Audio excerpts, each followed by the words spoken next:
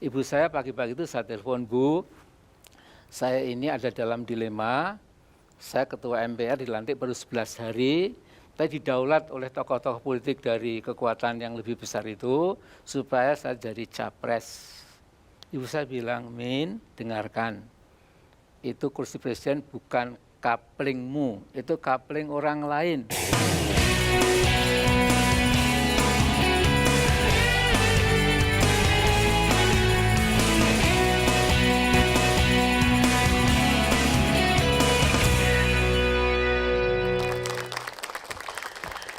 Selamat malam. Bulan Mei seringkali kita ingat terhadap sesuatu yang terjadi pada tahun 98, reformasi. Dan malam ini kami akan menghadirkan seorang tokoh yang sangat identik dengan reformasi tahun 98. Bahkan tokoh ini di tahun 2014, beberapa bulan terakhir ini juga kembali muncul ke permukaan. Siapa lagi kalau bukan Bapak Amin Rais. Bapak, selamat malam. Malam. Gimana Pak, untuk tahun 2014 Bapak mulai ada aktif lagi mungkin Pak seperti tahun-tahun sebelumnya, reformasi 98, Bapak begitu aktif membentuk koalisi-koalisi untuk yang sekarang? Ya, sekarang saya istilahnya turun gunung ya. Turun gunung Sudah dalam lama arti? saya kembali ke home base di Jogja, kemudian ada semacam panggilan ya. Kalau bisa saya urun rembuk, orang Jawa bilang ya sedikit ya usul, sedikit pemikiran, barangkali siapa tahu ada yang bermanfaat itu ya. Oke, pernah lelah nggak Pak mengamati panggung politik, terutama untuk yang tahun 2014 ini? Ya, saya kira tidak boleh lelah kita Mbak ya.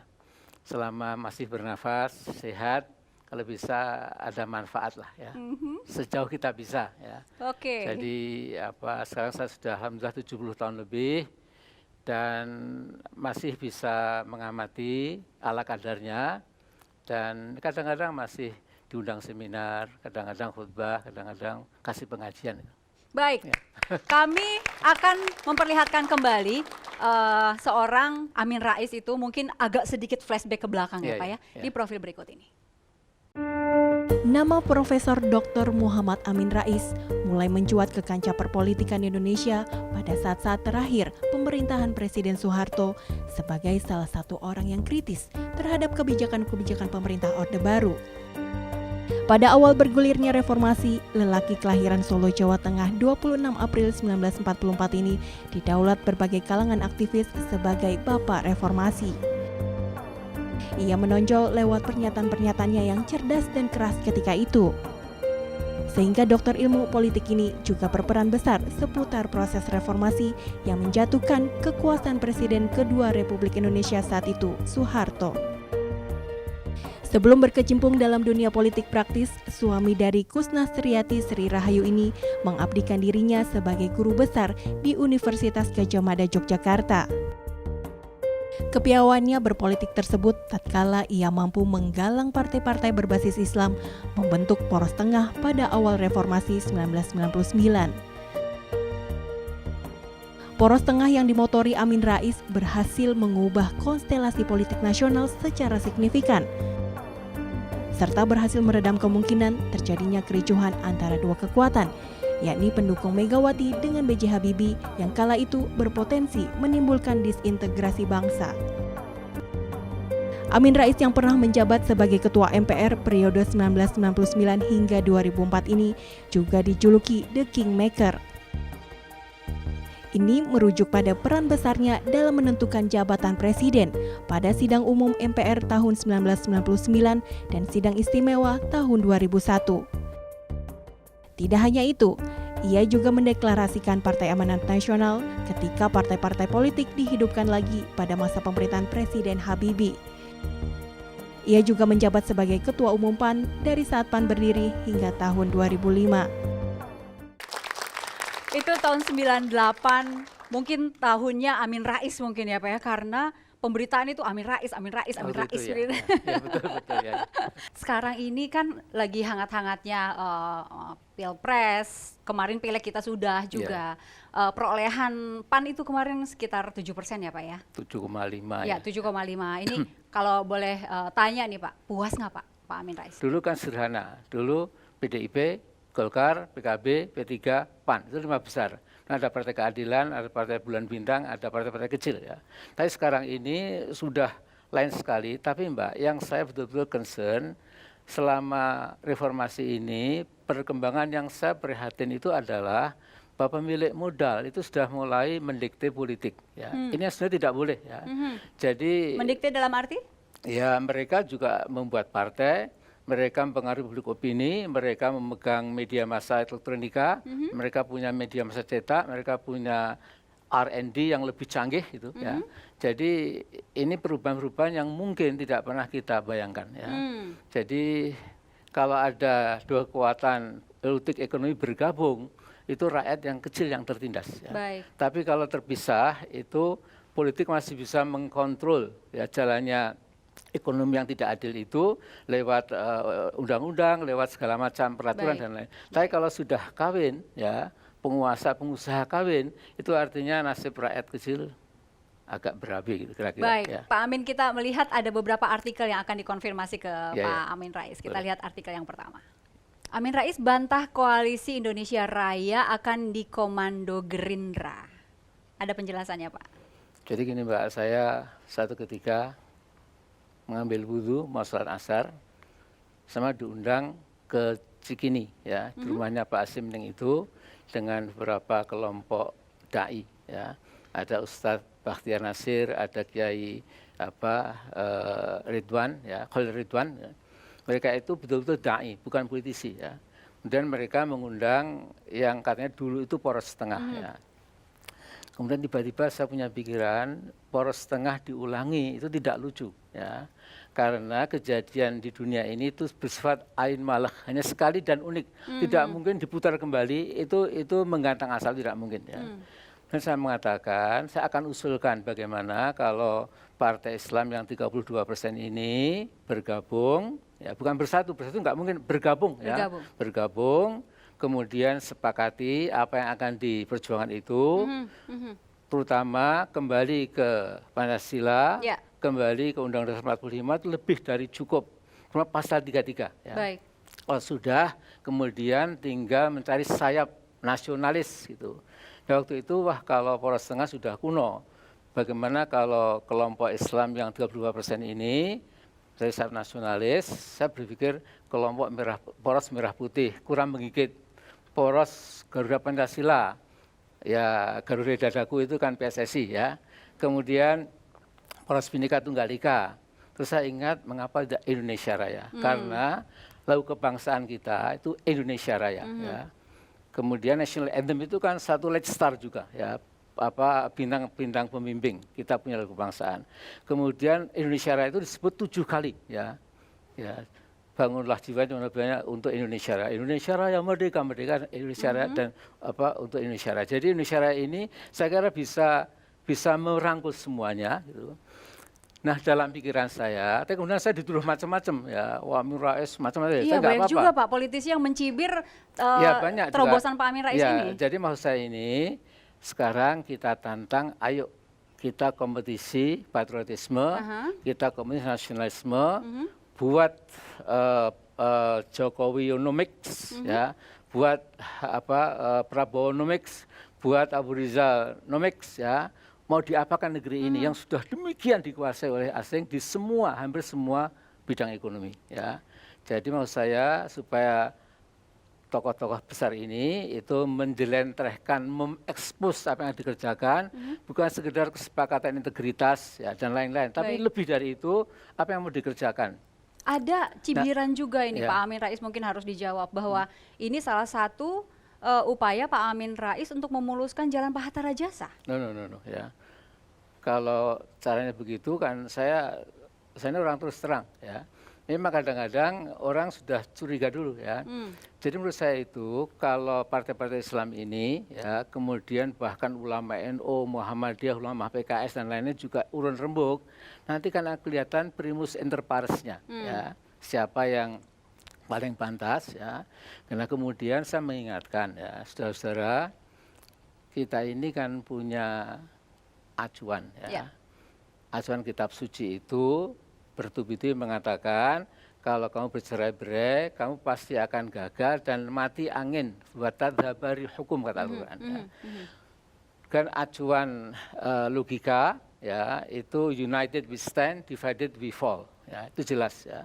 Kemudian acuan tarikhnya pun dalam sejarah itu semua yang pecah nggak mungkin berhasil.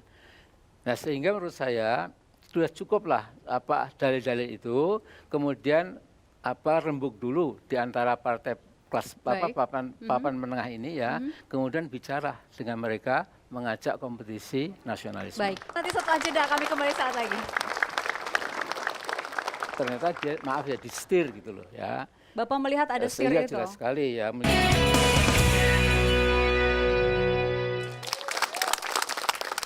Ada artikel berikutnya mungkin kita baca bersama-sama ya Pak ya. Baik, Amin Rais titik 2. Kita cari presiden yang bukan hanya tebar pesona. Amin Rais titik 2, blunder luar biasa, Jokowi temui Dubes AS. Ya. Apa ini Pak? Bapak kok nampaknya agak kurang sejalan dengan apa yang dilakukan Pak Jokowi. Ini juga nih, duet Jokowi-Hatta mirip Soekarno-Hatta di satu sisi. Itu dulu ya. Jadi, ini Juli 2013 gitu. Jadi itu yang dulu ya. Iya. Jadi ada beberapa pernyataan Pak Amin Rais yang agak berbeda-beda begitu Pak. Iya. Jadi yang Jokowi-Hatta mirip Soekarno-Hatta itu, nanti kita tanyakan Mas Fadzul dan Mas Hanta. Ya, nanti kita ada panelis juga. Beliau ini kan juga pengamat politik ya. Jadi menurut saya itu mungkin katakanlah Jokowi ini solidary maker ya, pandai tebar pesona, pandai belusuan, merangkul rakyat ya. Nah mungkin administratornya itu rambut perak ini Mas Hatta ini. Waktu itu kan ada suasana itu ya. Tapi itu pun saya mengatakan yang penting itu buat apa jadi pemimpin nasional kalau pasal 33 ditendang masuk ke kotak ya, kemudian yang berjalan ini neolib pasar gitu. Mbak ini aneh sekali Mbak, kita ini dicekokin oleh media massa, yang kita cari adalah presiden yang market friendly ya, yang ramah pada pasar. Padahal hukum pasar itu yang kuat indas yang kecil, yang gede nendang yang lemah, itu kan pasar. Jadi karena kita sudah tercipta market friendly disangkanya itu kan anti rakyat Mbak, market friendly itu bukan people friendly. Nah kemudian belakangan saya melihat wah ini kalau Mas Jokowi ini sepertinya akan meneruskan yang dulu itu. Yang dulu yang ya Bu Mega ya. Itu menurut saya itu ada beberapa catatan. Mudah-mudahan saya itu masa lalu ya. Tapi catatan jangan sampai ada R&D, release and discharge. Ya. Kontrak hitam, hutangnya ratusan triliun, diputihkan. Ya. Bapak kekhawatirannya kalau Pak Jokowi naik ada itu lagi kedua, gitu. Kedua misalnya kapal tanker Pertamina, dua itu dijual. Sekarang kita menyewa dari yang kita jual. Padahal itu nggak salah atau kok dijual ya. Baik. Ada yang ketiga Pak? Ya ada Indosat itu hasil kerja dari anak-anak bangsa. Submarine kabelnya itu sampai ke Inggris ya. Terus kemudian kita punya pesawat Palapa di atas Papua itu untuk mendapatkan coupling di udara itu kita roadshow ke Eropa ke Amerika dan kita jual ya dengan harga 8 triliun ya. Nah kemudian juga misalnya gas tangguh dijual flat 30 tahun ke luar negeri. Yang seperti ini itu pertanda bahwa kita tidak akan pernah bangkit. Sekaligus mengapa itu Pak Amin pernah mengatakan duet Jokowi-Hatta mirip Soekarno-Hatta, ini kan seakan-akan Bapak ingin memasangkan Jokowi dan Hatta. Enggak, waktu itu belum kelihatan ini ya, karena kan sepertinya masih mau berdiri sendiri gitu.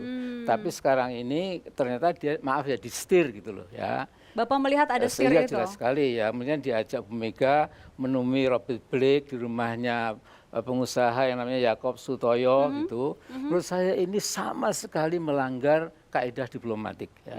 Kalau diplomat Amerika itu sowan ya kemarin presiden itu bagus. Tapi kalau kita sowan ke sana di rumah pengusaha itu pelajaran diplomasi saya yang saya geluti sejak mahasiswa itu nggak bisa sama sekali. Satu peristiwa bisa langsung mempengaruhi perasaan Bapak, Pak? Mbak, jadi apakah ini minta izin, minta green light dari Washington?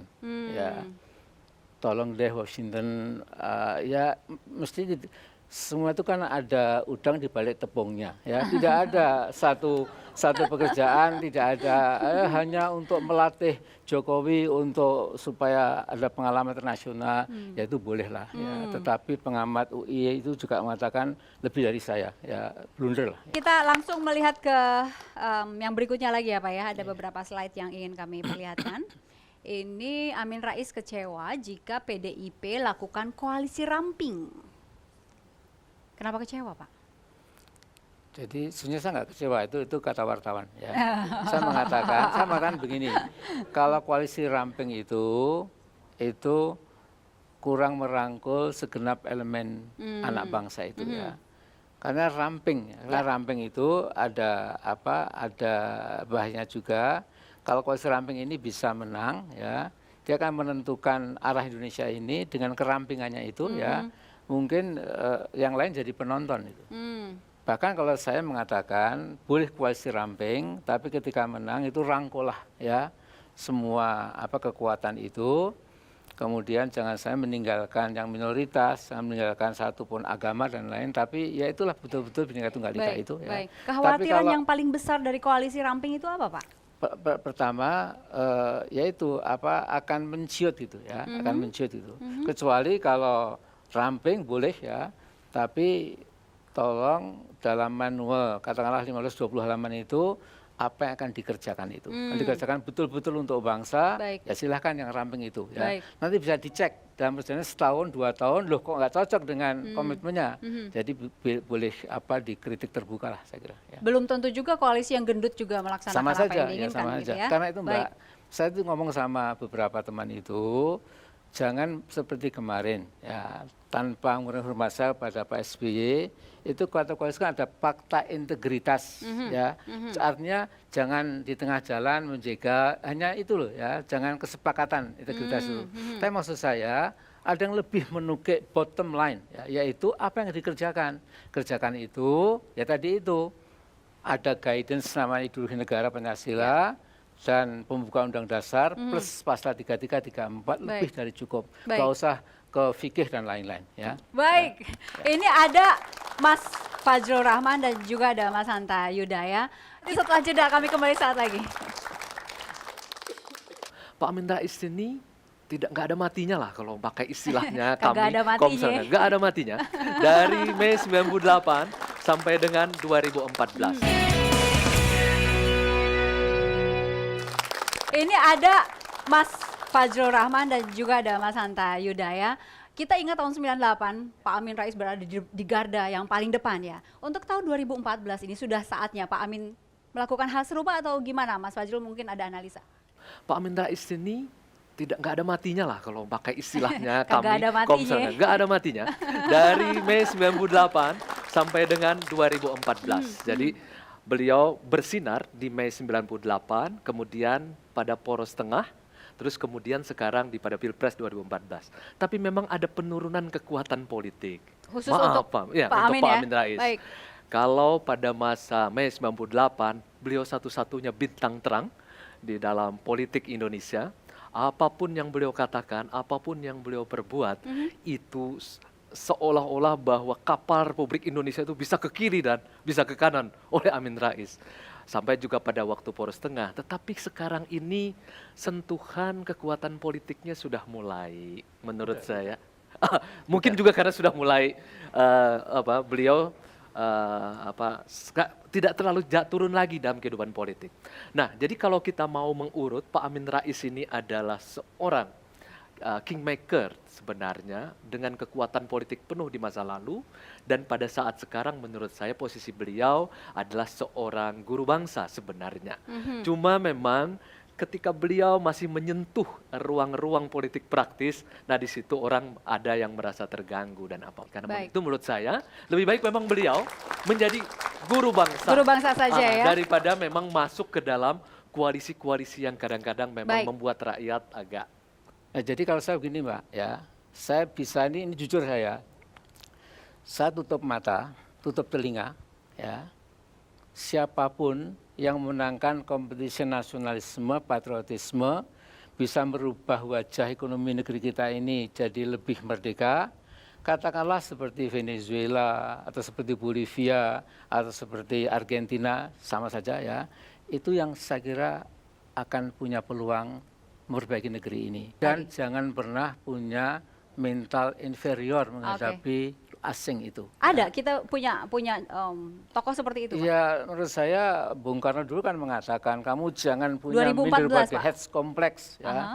Kamu jangan jadi bangsa tempe, jangan bangsa kodok gitu. Waktu Bung Karno memang marah betul ya, karena mungkin bangsa yang besar ini untuk berdiri dan sekali sendiri itu kadang-kadang masih apa bisa ya sawo matang seperti kita, rambut hitam bisa hebat. Yang bisa kan kulit putih, rambut apa mata neker apa. Dari beberapa tokoh di 2014 ini, ada nggak yang menyerupai dengan?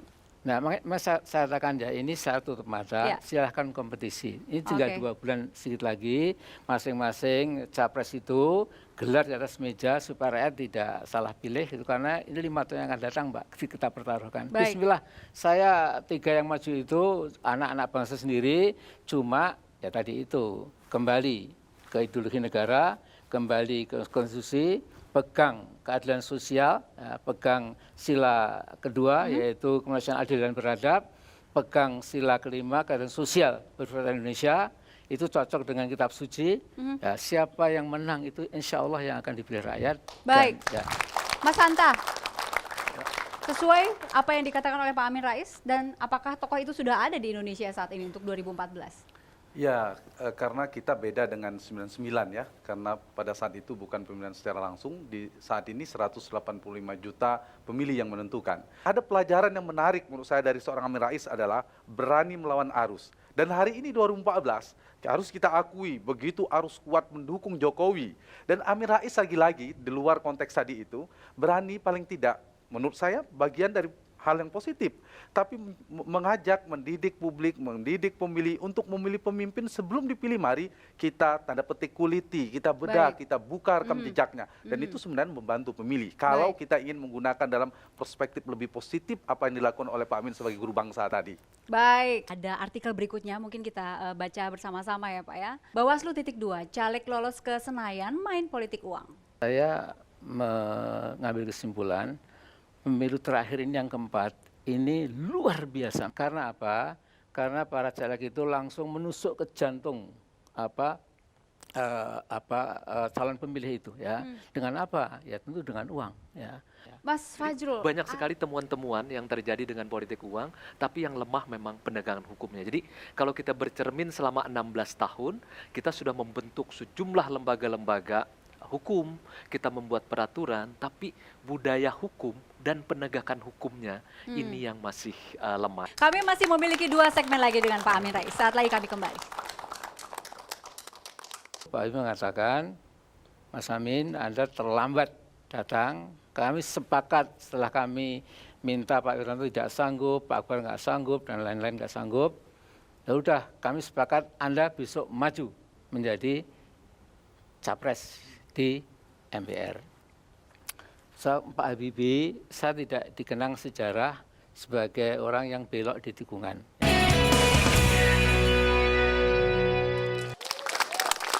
Ada sesuatu yang baru mungkin Pak?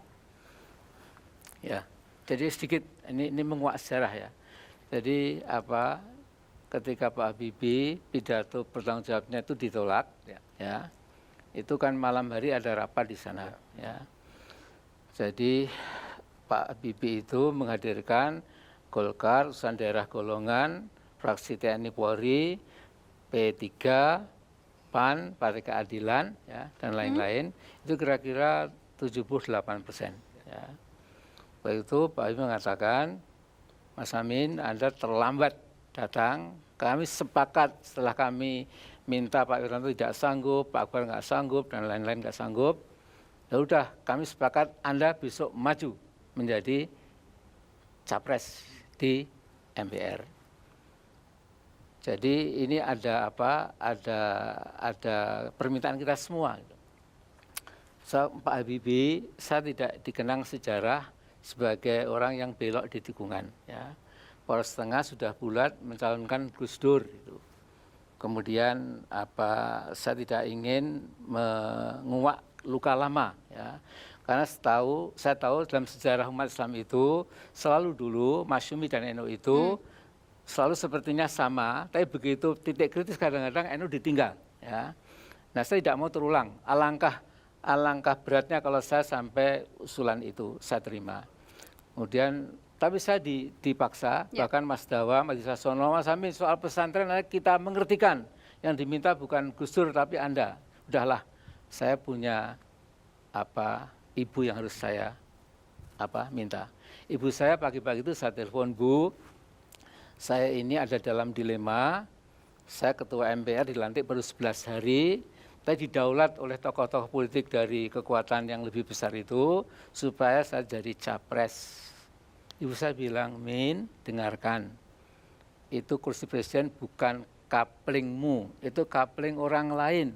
Selesaikan tugasmu 5 tahun, bismillah, kamu selamat. Gitu loh. Nah, jadi itu sebabnya ya, sesungguhnya kalau saya mau itu WSW saya jadi presiden setelah Pak Habibie itu ya, setelah Bu Mega itu ya. Tetapi saya punya pertimbangan keagamaan yang namanya amanah harus diselesaikan. Saya juga mengingat ukhuwah lebih penting dan lain-lain gitu. Baik. Tapi ada yang saya ingin tambahkan. Dari penjelasan Pak Amin Rais tadi, dan saya sudah pernah mendengar sebelumnya soal tidak mengambil 99, di situ yang saya menyesalkan Pak Amin Rais. Ada kaitan dengan ini, ada cerita lucu yang ingin saya klarifikasi ke Pak Amin. Saya sering dengar juga, sebenarnya Pak Amin mau sebenarnya, tapi menunggu Gus Dur. Jadi tujuannya gaya komunikasi politik orang Jawa yang pernah saya baca juga. Amin Rais, ayo Gus Dur yang maju. Berharap sebenarnya Gus Dur jawab begini saja, jangan saya, Mas Amin aja yang maju. Ternyata Gus Dur ngambil itu ternyata. Iya Pak, ada ini harus klarifikasi kan? Betul nggak Pak? Enggak. Tapi cerita itu logis ya, karena orang Melayu kan nggak mau duduk di depan. Iya. Silakan Ternyata mau, Gus gitu Dur ya. mau Iya, gitu. Kalau kita punya tamu saja, tamunya lapar toh. Makan di sini ya enggak. Padahal sedang lapar ya. Nah, jadi saya kira, tapi itu enggak seperti itu Mas ya. Saya pura-pura tidak, itu enggak, saya kira enggak. Ya. Itu tapi cerita itu beredar ya Mas? Nah ini sekarang saya buka sekalian ya. Ini tidak ada di koran nih ya. Jadi waktu itu kita akan berkumpul ya. Kemudian waktu itu Gus Dur insya Allah presiden. Saya MPR. Kemudian Akbar Tanjung itu ketua DPR. Ya.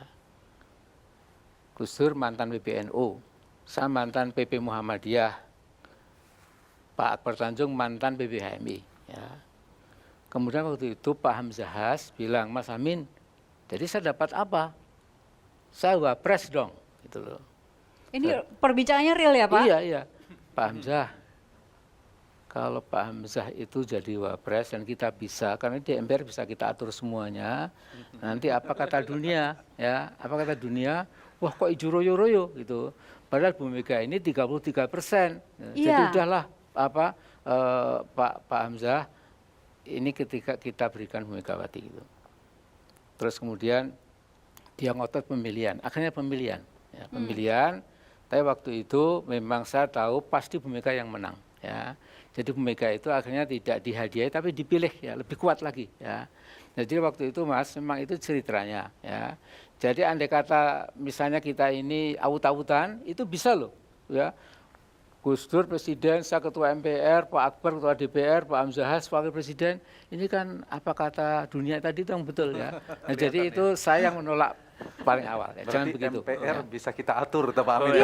Kelihatan pada waktu itu Pak Amin Rais begitu berkuasanya. Sampai pengaturan untuk pemimpin negara saja beliau ikut. Walaupun memang di kalangan banyak teman, kemudian ketika Pak Amin Rais juga, ketika Gus Dur diturunkan, kan Pak Amin Rais diduga berada di balik itu. Saya waktu itu memang cukup menyesalkan juga Pak Amin Rais karena orang yang didukung penuh oleh Pak Amin Rais kemudian akhirnya diturunkan. Seperti ada kesan kingmaker sekaligus kingbreaker begitu. Lalu itu Mega naik. Lalu Ibu Mega tadi di catatan kritis juga oleh Pak Amin setelah itu. Betul. Tapi sesungguhnya Pak Mas Fajrul ya. Dan Mas Hanta, jadi sesungguhnya saya itu kan silaturahim ke tempat Gus Dur. Ya. Jadi Gus Dur didampingi oleh Pak Matur Abdul Jalil almarhum dan Pak Ali Shihab. Ya. Saya membawa Pak Ade sama Mas Hatta waktu itu. Ya. Gus, yang tahu peta Senayan itu saya. Ya. Nah ini DPR sudah melayangkan peringatan pertama. Ya. Insya Allah Gus, Anda tidak pernah akan dibawa ke istana istimewa asalkan Anda tidak lagi misalnya memberikan pernyataan yang mengguncangkan. Ya. Dia kan mengatakan ya misalnya bendera Papua itu boleh berjajar asal lebih kecil gitu. Kemudian mengarah kepada referendum Aceh dan lain-lain gitu. Gus itu tidak boleh gitu. Kemudian juga keep silent lah gitu. Karena ekonomi akan berjalan, ya nggak usah intervensi akan jalan itu, insya Allah aman. Gitu. Saking yakinnya waktu itu, kemudian Gus Dur, yaudah Mas Amin, terima kasih. Kemudian beliau bersiul Bengawan Solo, bersiul, ya udah ikhlas itu. Bismillah. Nah kemudian ada lagi, ya kemudian jadi gini Mbak, masa seorang Amin Rais bisa mendikte 700 anggota MPR yang pintar-pintar itu kan nggak betul ya. Masa semua jadi yes man saya. Tapi saya mengatakan bahwa kalau hati-hati insya Allah saya bisa mengatur supaya tidak terjadi memorandum kedua. Kalau memorandum kedua itu sudah tidak bisa pasti sidang istimewa. Ya. Baik. Nah jadi I have done my best. Cuma orang taunya, wah Amin Rais seperti nyanyian dangdut. Kamu memulai, kamu juga mengakhiri. Sebenarnya itu nggak betul ya. Itu nggak betul itu. Baik. Wasekjen PDIP _2 Amin Rais penyebab reformasi terseok-seok. Bapak dituduh juga untuk ini.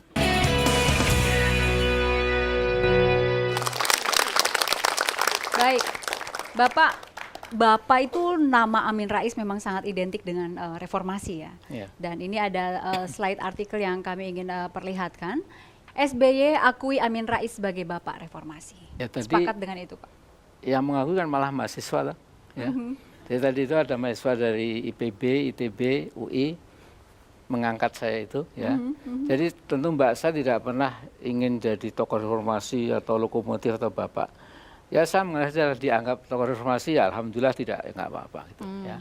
Jadi diakui juga nggak apa-apa, nggak diakui ya nggak apa-apa gitu ya. Buat orang yang sudah tahu hakikat kehidupan itu ya, yang penting pengakuan dari atas itu loh ya. Ada lagi yang di sisi lain mengkritisi prestasi reformasi juga di slide artikel berikut ini. Saya bacakan ya Pak, Wasekjen PDIP _2 Amin Rais penyebab reformasi terseok-seok. Bapak dituduh juga untuk ini. Iya nggak apa-apa gitu ya. Jadi kadang-kadang saya ketemu bapak-bapak tokoh nasional. Mas Amin, Anda ini menghancurkan bangsa kita Mas Amin. Ada apa Pak?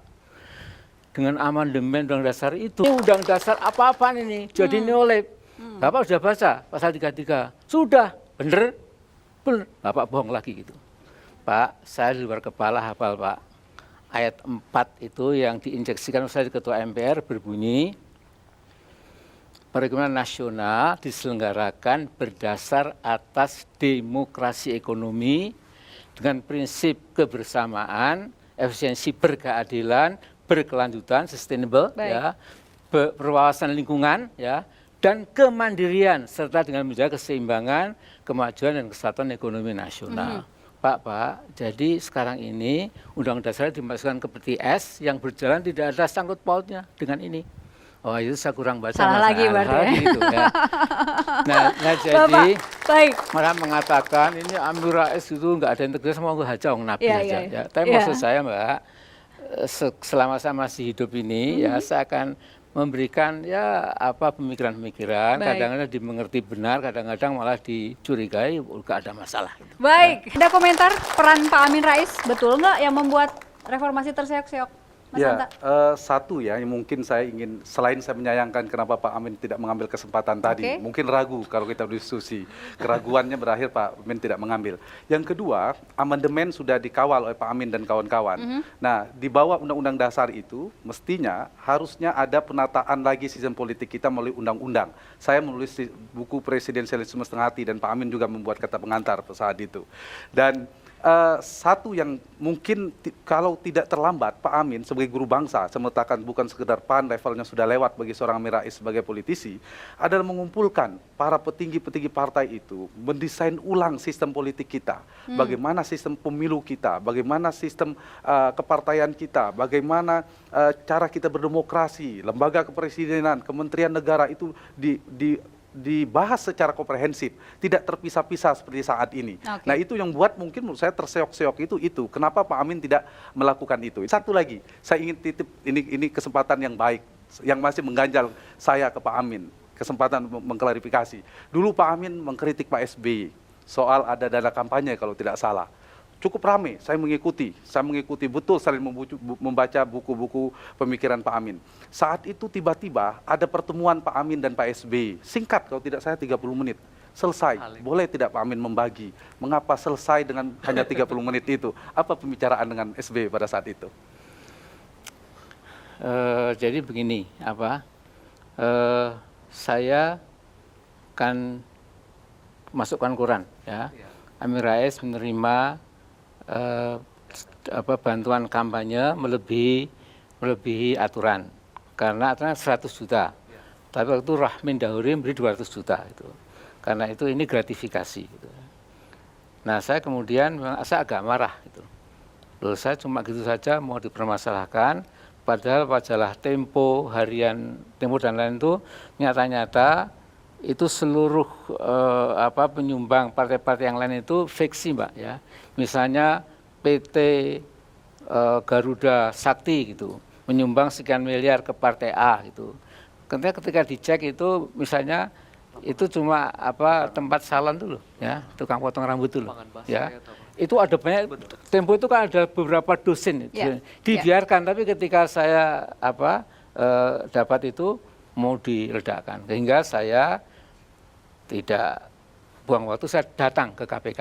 Saya datang ke sini mau menjelaskan duduk masalahnya itu, ya. Kemudian supaya ada saksi, saya mengajak Data Dibowo dan Zulkifli Hasan, ya. Nah kemudian waktu itu memang ada semacam opini gitu bahwa Pak SBY itu dengan kasus itu memojokkan saya, gitu, ya. Kemudian saya dihubungi oleh seorang ajudan itu, Pak Amin mau bertemu dengan Pak SBY. Gitu. Saya mau, tapi di tempat yang netral. Gitu. Ke Cikias tidak mungkin, ke Wisma Negara tidak mungkin. Gitu. Pokoknya netral. Gitu. Saya pagi-pagi naik pesawat, dijemput. Kemudian karena Pak SBY itu mau pergi ke Malaysia atau kemana itu di situ itu. Di mana? Di Halim. Ya. Di Halim sudah menunggu saya. Kemudian Pak Amin, saya tahu kalau Pak Amin memang lantas katakanlah ya marah gitu, ya. Tapi Pak Amin waktu itu kan uang berseliweran mana-mana gitu, ya. Jadi udahlah Pak Amin, yang jelas saya betul-betul itu murni dari KPK, itu bukan dari saya gitu. Ya udahlah Pak SBY, ya saya juga tidak suka kok gitu, ya. Walaupun kemudian ada beberapa majalah itu yang saya pencak silat dengan SBY itu gambarnya itu loh, ya. Padahal itu nggak sampai ke sana juga, gitu, ya. Jadi selalu diledakkan, didramatisasi. Gitu. Asalnya Mas Hanta memperkirakan perbincangan 30 menit itu apa? Ya, yang saya pikirkan hebat sekali dalam 30 menit. Dari seorang Amin Rais yang saya ikutin bertahun-tahun kan pemikiran. Tapi setelah itu ada perubahan cukup drastis dari Pak Amin. Karena itu saya tertarik ingin mengetahui komunikasi yang singkat itu. Ada apa gitu di 30? Oke. Nah, saya tambah sekalian, ya. Jadi kira-kira 4 bulan yang lalu ini nggak dimuat di koran, Mas, memang, ya. Tapi Pak SBY mendengarkan gitu, saya ini atau siapapun, ya. Jadi Pak SBY dengan Bu Ani itu waktu ada acara ke Jogja itu malamnya mampir di rumah saya, ya. Kira-kira 1 jam lebih, ya. Sehingga katanya ajudannya itu apa sih yang diomongkan kok lama sekali gitu, ya. Nah saya nggak bicara soal koalisi, itu masih belum ada pemilu lah, ya. Tapi saya ingat ada beberapa hal, ya. Jadi Pak SBY itu mengatakan Pak Amin itu kan di sipil tokoh reformasi, di militer kan sayalah Pak Amin. Jadi kira-kira kita ini kan satu perahu gitu, ya. Kemudian ada beberapa pelajaran ya, ibrah itu pelajaran moral itu. Katakan Pak Amin, jadi presiden itu ternyata tidak diterima kasihi oleh rakyatnya. Pak Aziz mengatakan, Pak Amin, tahun pertama jadi presiden itu APBN kita cuma 300 sekian triliun. Sekarang sudah menyundul 1.800 triliun. Ya. Tapi ini kan nggak diperhatikan ya. Kemudian kita masuk G20 ya, dan kita ekonomi kita pun juga meningkat, income per kapita kita sudah hampir $4.000, dulu cuma $150 dan lain-lain. Ini kan sebenarnya kemajuan. Tapi Pak Amin rupa-rupanya jadi pemimpin itu ya tidak perlu diterima kasih. Saya bilang iya Pak, betul gitu ya. Jadi kalau kita itu sudah lillahi ta'ala, itu walaupun dikatakan nggak benar ya sudah bismillah, jangan kecil hati gitu. Dan yang kedua, memang beliau mengatakan, Mas Amin, jadi memang ya saya sebagai presiden 10 tahun ini mengharapkan lah ya supaya siapapun nanti yang menggantikan saya itu bisa membawa yang sudah baik diteruskan, yang bolong-bolong ditutup, ya normatif lah. Nah setelah itu ngomongnya cuma di Pacitan ada geplak yang enak, kemudian ya kan santai lah ya. Kemudian saya cerita anak saya lulusan Waseda tapi tidak mau jadi pegawai negeri, tidak mau jadi pegawai perusahaan, sekarang buka warung gudeg dan lain-lain. Jadi ya terus kekeluargaan saja. Lebih santai begitu ya. Baik. Sekarang yang penting ke depan gitu. Ke depan cuma saya ini tadi tuh ya berani nggak ya 3 capres dan 4 capres itu kompetisi bela tanah air, kompetisi nasionalisme, pesan undang dasar kita, pesan ideologi kita itu, kemudian itu yang terbaik yang kita pilih. Baik.